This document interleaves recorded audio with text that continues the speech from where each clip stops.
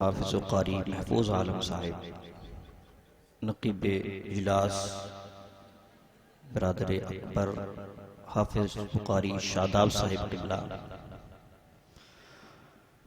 ہمارے عزیز دوست حافظ شریف صاحب قبلہ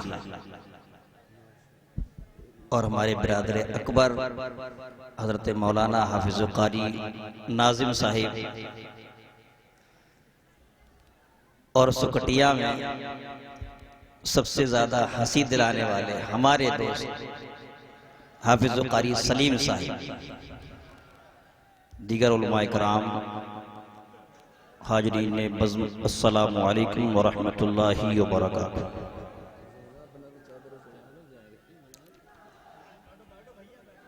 الحمدللہ رب العالمین،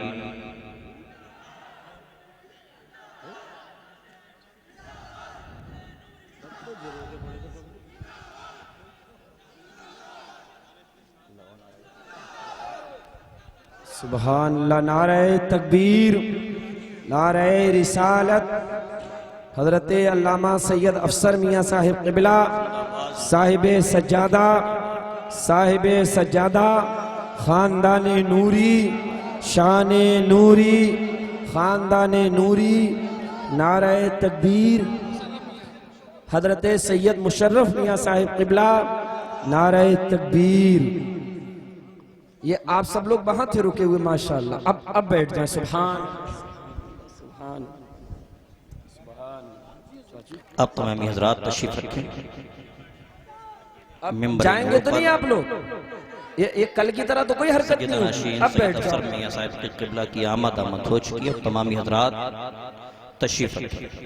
سبحان اللہ، سبحان الحمدللہ رب العالمین، والصلاة والسلام علی سید المرسلین وعلی آلہ واصحابہ واہل بیتہ واولیاء امتہ واہل سنتہ اجمعین، لا نبی بعدہ، هو رحمة للعالمين وخاتم النبيين شفيع المذنبين، أما بعد، فأعوذ بالله من الشيطان الرجيم، بسم الله الرحمن الرحيم، ما آتاكم الرسول فخذوه وما نهاكم عنه فانتهوا واتقوا الله إن الله شديد العقاب۔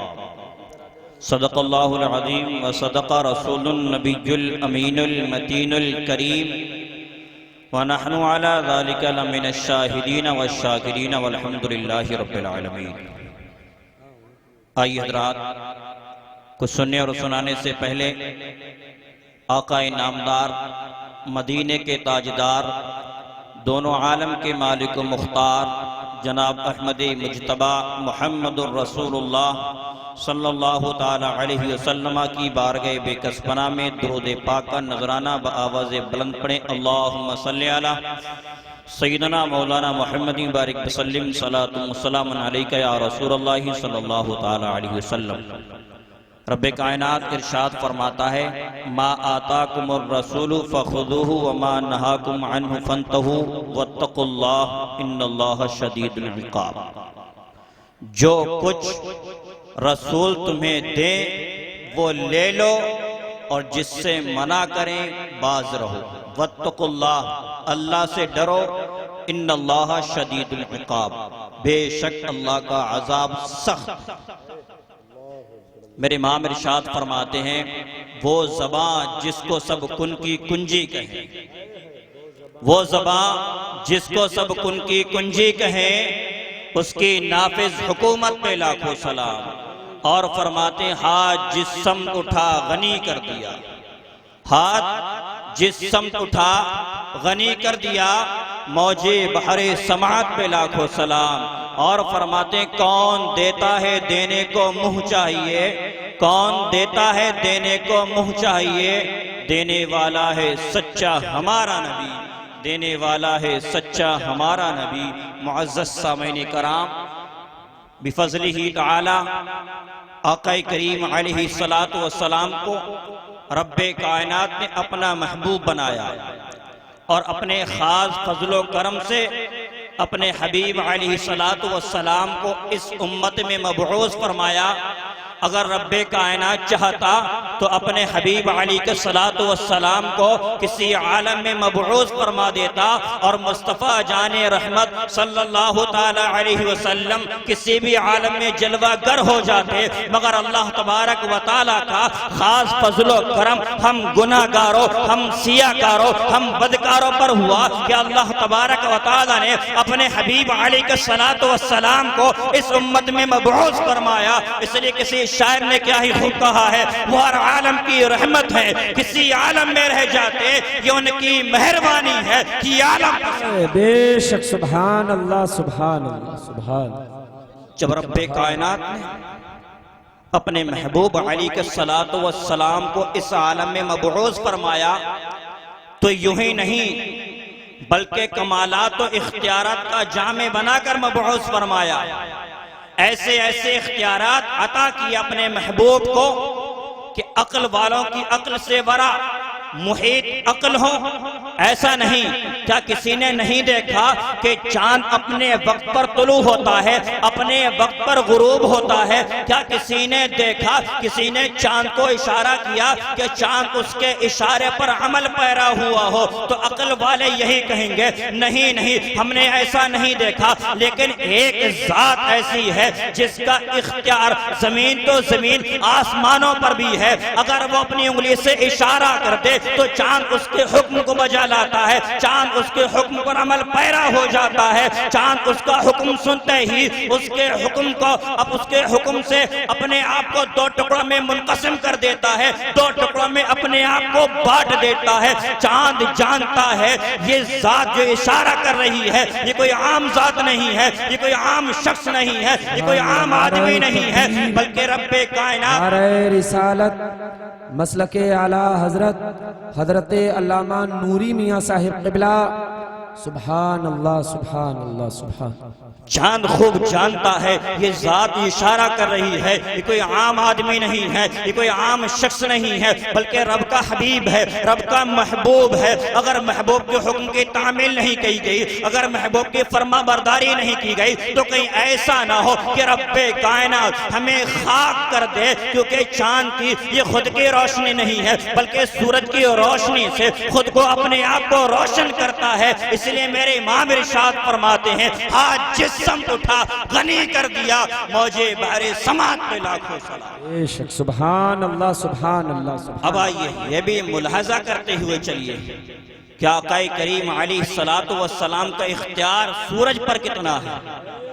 شفا شریف میں قاضی عیاض نے بیان فرمایا جنگ خیبر کی واپسی میں منزل صبح پر آقا کریم علیہ السلام نے نماز عصر ادا فرمائی۔ اس وقت حضرت علی رضی اللہ تعالیٰ نے نماز عصر ادا نہیں فرمائی تھی۔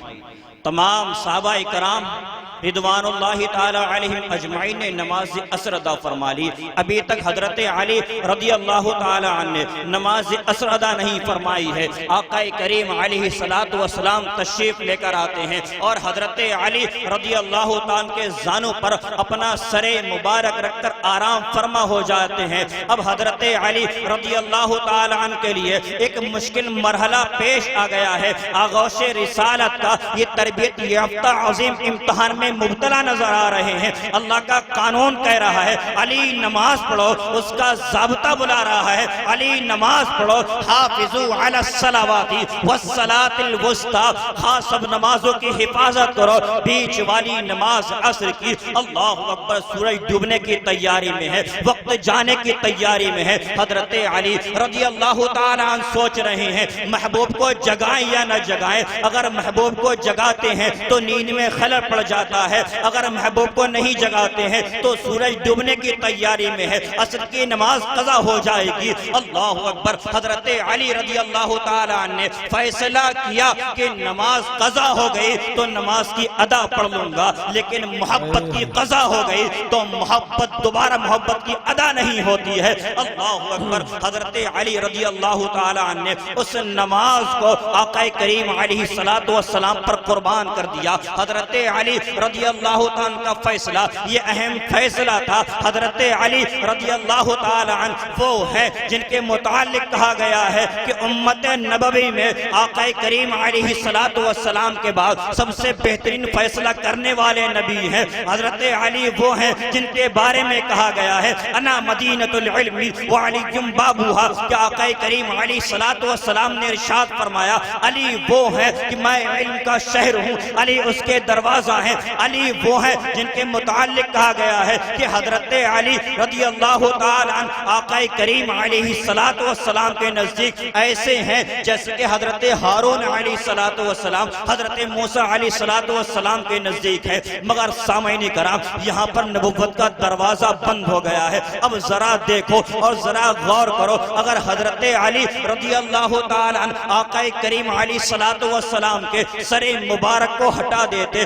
سر مبارک کو ہٹا دیتے تو ہم یہی کہتے کہ عبادت پہلے ہے اور محبت بعد میں ہے۔ مگر حضرت علی رضی اللہ تعالی عنہ نے ایسا نہیں کیا، بلکہ آپ نے فیصلہ کیا کہ نماز قضا ہو جائے، ہو جانے دو۔ اللہ اکبر۔ آقا کریم علیہ السلام اگر بیدار ہوں گے تو کہیں گے اے علی تم نے غلطی کی، تم کو ایسا نہیں کرنا چاہیے تھا، تم کو نصیحت کریں گے۔ اگر میرے مصطفیٰ ایسا فرما دیتے، ایسا ارشاد فرما دیتے تو ہم کہتے اے لوگوں سنو سنو، عبادت پہلے ہے بعد میں محبت ہے۔ مگر مدینے کے تاجدار علیہ السلام نے ایسا نہیں فرمایا، بلکہ رب کائنات کی بارگاہ میں عریضہ پیش کیا، مولا علی تیرا بندہ ہے، تیرے محبوب کی اطاعت میں تھا، تیرے محبوب کی فرما برداری میں تھا۔ آقا کریم علیہ السلام نے رب کائنات کی بارگاہ میں دعا کی، ڈوبا ہوا سورج پلٹ آیا۔ یہ سورج حضرت علی رضی اللہ تعالیٰ کے لیے پلٹایا جا رہا ہے۔ اللہ اکبر۔ آقا کریم نے تو ڈوبے ہوئے سورج کو پلٹا دیا، گیا ہوا وقت بھی واپس آ گیا۔ حضرت علی رضی اللہ تعالیٰ نے نہایت تسکین کے ساتھ نماز عصر ادا فرمائی۔ اب کیا ضرورت تھی کہ سورج کو پلٹایا جائے، سورج کو واپس کیا جائے؟ اب ذرا غور کیجئے۔ اور یہ سونے آقا کریم علیہ السلام ارشاد فرماتے ہیں یہ سونے والا نبی غافل نبی نہیں ہے۔ آنکھیں سو رہی تھی، دل جاگ رہا تھا، نیند کو طویل کر دیا تھا کہ علی امتحان میں کامیاب ہو جائے، علی محبت میں کامیاب ہو جائے، تاکہ قانون بن جائے، تاکہ ضابطہ بن جائے۔ اس کے بعد میں آقا کریم علیہ السلام نے سورج کو پلٹا دیا، سورج کو پلٹا دیا۔ حضرت علی نے نماز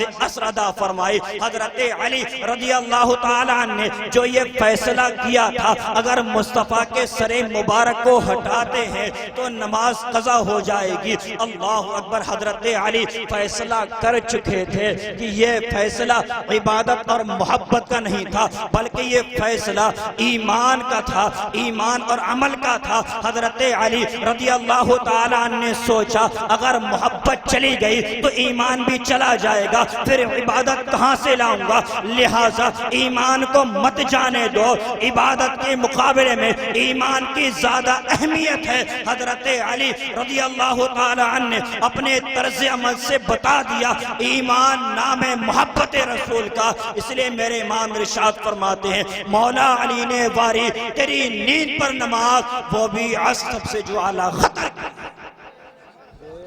سبحان اللہ سبحان اللہ ما آتاکم الرسول فخذوہ وما نہاکم عنہ فانتہوا۔ اختیار آقا کریم علیہ السلام کی شان، آپ کی شان و شوکت، آپ کا مرتبہ۔ حضرت سیدنا ابو رافع رضی اللہ تعالی عنہ فرماتے ہیں آقا کریم علیہ السلام کا فضل ہوا، کرم ہوا، میرے یہاں تشریف لے کر آئے۔ میں اس وقت ہانڈی پکا رہا تھا، رسول پاک علیہ السلام نے ارشاد فرمایا ما ھذا ابا رافع، اے ابو رافع اس میں کیا ہے؟ تو سیدنا ابو رافع رضی اللہ تعالیٰ عرض کرتے ہیں یا رسول اللہ شاۃ اہدیت لنا، یا رسول اللہ یہ بکری ہے جو مجھے تحفے میں ملی ہے، فطبختها فی القطر، میں نے اس کو ہانڈی میں پکایا ہے۔ پہلے عرب کے لوگ چھوٹی چھوٹی بوٹیاں کر کے نہیں بناتے تھے بلکہ پورے پورے پارچے بناتے تھے۔ آقا کریم علیہ السلام نے حضرت سیدنا ابو رافع رضی اللہ تعالیٰ عنہ سے فرمایا اے ابو رافع ایک شانہ ہماری ہماری بارگاہ میں پیش کرو۔ سیدنا ابو رافع رضی اللہ تعالیٰ فرماتے ہیں فَنَوَلْتُهُ الزِّرَاعَ، ایک شانہ میں نے آقا کریم علیہ السلام کی بارگاہ میں پیش کر دیا۔ آقا کریم علیہ السلام نے اس شانے کو تناول فرمایا، فرمانے کے بعد میں دوبارہ سیدنا ابو رافع رضی اللہ تعالیٰ عنہ سے فرمایا اے ابو رافع ایک شانہ اور ہماری بارگاہ میں پیش کرو۔ سیدنا ابو رافع رضی اللہ تعالیٰ عنہ دوسرا شانہ آقا کریم علیہ السلام کی بارگاہ میں پیش کرتے ہیں۔ آقا کریم علیہ السلام دوسرے شانے کو بھی تناول فرما لیتے ہیں۔ تناول فرمانے کے بعد میں آقا کریم علیہ السلام نے حضرت سیدنا ابو رافع رضی اللہ تعالیٰ عنہ سے فرمایا ناولنی الزراع الآخر، اے ابو رافع تیسرا شانہ بھی پیش کرو۔ آپ جانتے ہیں بکری کے دو ہی شانے ہوتے ہیں، آقا کریم علیہ السلام بھی جانتے ہیں بکری کے دو ہی شانے ہوتے ہیں، سیدنا ابو رافع بھی جانتے ہیں بکری کے دو ہی شانے ہوتے ہیں۔ پھر آقا کریم علیہ السلام نے تیسرے شانے کا مطالبہ کیوں کیا، تیسرا شانہ کیوں مانگا؟ اب ذرا غور کیجئے، سیدنا ابو رافع رضی اللہ تعالیٰ فرماتے ہیں میں نے آقا کریم علیہ السلام سے دریافت فرمایا یا رسول اللہ علیہ السلام بکری کے دو ہی شانے ہوتے ہیں، دونوں شانے میں نے آپ کی بارگاہ میں پیش کر دیے، اب تیسرا شانہ کہاں سے لے کر آؤں؟ تو اللہ کے رسول علیہ السلام نے یہ نہیں فرمایا کہ اے ابو رافع میں نے تم سے غلطی کی وجہ سے کہہ دیا تھا، میں نے تم سے بے توجہی کی وجہ سے کہہ دیا تھا، میری زبان سے غلطی سے نکل گیا تھا، بلکہ اللہ کے رسول علیہ السلام نے ایسا نہیں فرمایا۔ فرمایا اے ابو رافع خبردار خبردار، جب تک کہ تم خاموش رہتے ہانڈی میں شانے پیدا ہوتے رہتے اور ایک ایک کر کے تم ان کو میری بارگاہ میں لیتے آتے، اس لیے میرے امام ارشاد فرماتے ہیں خالق کل نے آپ کو مالک کل بنا دیا، دونوں جہاں آپ کے قبضہ و اختیار میں۔ استغفر اللہ ربی من کل ذنب واتوب الیہ، لا الہ الا اللہ محمد رسول اللہ۔